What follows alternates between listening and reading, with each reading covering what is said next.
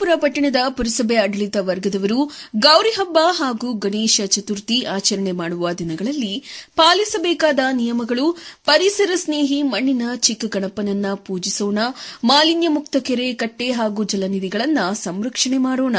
ವಿಷಕಾರಿ ರಾಸಾಯನಿಕ ಲೋಹಲೇಪಿತ plaster of ಪ್ಯಾರಿಸ್ನಿಂದ ತಯಾರಿಸಿದ ಗಣೇಶ ಮೂರ್ತಿ ಬಳಕೆ ಮಾಡಬೇಡಿ. ಮಣ್ಣಿನ ಮುದ್ದಾದ ಪುಟ್ಟ ಗಣೇಶ ಮೂರ್ತಿ ಸ್ಥಾಪಿಸಿ ಪೂಜಿಸಿ. ಬಾವಿ, ಕೆರೆ, ಹೊಳೆಗಳಲ್ಲಿ ಯಾವುದೇ ಜಲಮೂಲಗಳಲ್ಲಿ ಗಣಪತಿ ವಿಸರ್ಜನೆ ಮಾಡದೆ, ಹಾಗೆ ಮಾಡಿದಲ್ಲಿ ಅಂತರ್ಜಲ, ಕುಡಿಯುವ ನೀರಿನ ಸೆಲೆ ಎಲ್ಲವೂ ಕಲುಷಿತಗೊಳ್ಳುತ್ತದೆ. ಗಣಪತಿ ಹಬ್ಬದ ದಿನ ಮತ್ತು ಮೆರವಣಿಗೆ ಸಂದರ್ಭದಲ್ಲಿ ಪಟಾಕಿ ಸಿಡಿಸಿ ಸಂಭ್ರಮ ಮಾಡಬೇಡಿ. ಪಟಾಕಿ ಸಿಡಿಸಿದ ಸಂದರ್ಭದಲ್ಲಿ ಹೊಗೆ ಕಣ್ಣಿಗೆ, ಕಿವಿಗೆ ಅಪಾಯಕಾರಿಯಾಗಿದೆ.